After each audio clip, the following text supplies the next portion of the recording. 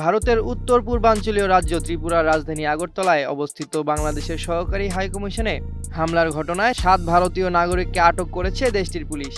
এছাড়া হাইকমিশনে হামলার সময় দায়িত্বে অবহেলার দায়ে পুলিশের ৩ কর্মকর্তাকে বরখাস্ত করা হয়েছে। আগরতলায় বাংলাদেশের সহকারী হাইকমিশনে হামলার সময় সেখানে ভাঙচুর ও বাংলাদেশের জাতীয় পতাকা নামিয়ে ছিঁড়ে ফেলার ঘটনা ঘটায় উগ্র হিন্দুত্ববাদীরা। মামলার এক প্রতিবেদনে এই তথ্য জানিয়েছে ভারতীয় সংবাদ মাধ্যম ইন্ডিয়া টুডে এনই।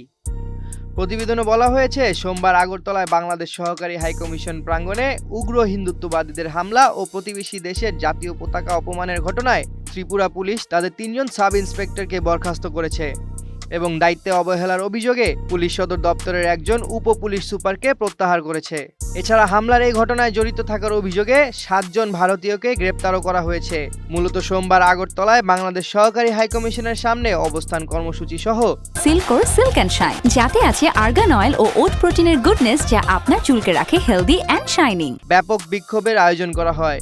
এই সময় বিক্ষোভকারীরা বাংলাদেশে হিন্দু সংখ্যালঘুদের বিরুদ্ধে কথিত নিপীড়নের নিন্দা এবং ইসকন সদস্য চিন্ময় কৃষ্ণ দাসের মুক্তি দাবির নামে সেখানে তাণ্ডব চালায়। আগরতলার বাংলাদেশের সহকারী হাইকমিশনের কর্মকর্তারা জানিয়েছেন, হিন্দু সংঘর্ষ সমিতি নামের একটি সংগঠনের ব্যানারেই সেখানে হামলা ও তাণ্ডবের সময় এই ভাঙচুর ও হাইকমিশন অফিসের পতাকা ছিঁড়ে ফেলার ঘটনা ঘটে। ইন্ডিয়া টুডে এনি বলেছে, বিক্ষোভের নামে হাইকমিশনের সামনে জড়ো হওয়ার পর কড়া নিরাপত্তার মধ্যেও একটি দল বাংলাদেশ সহকারী হাইকমিশনের কাছে স্মারকলিপি জমা দেয়।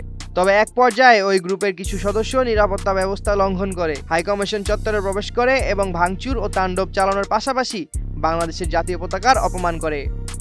সামিউল জয়, ২১ টেলিভিশন, ঢাকা।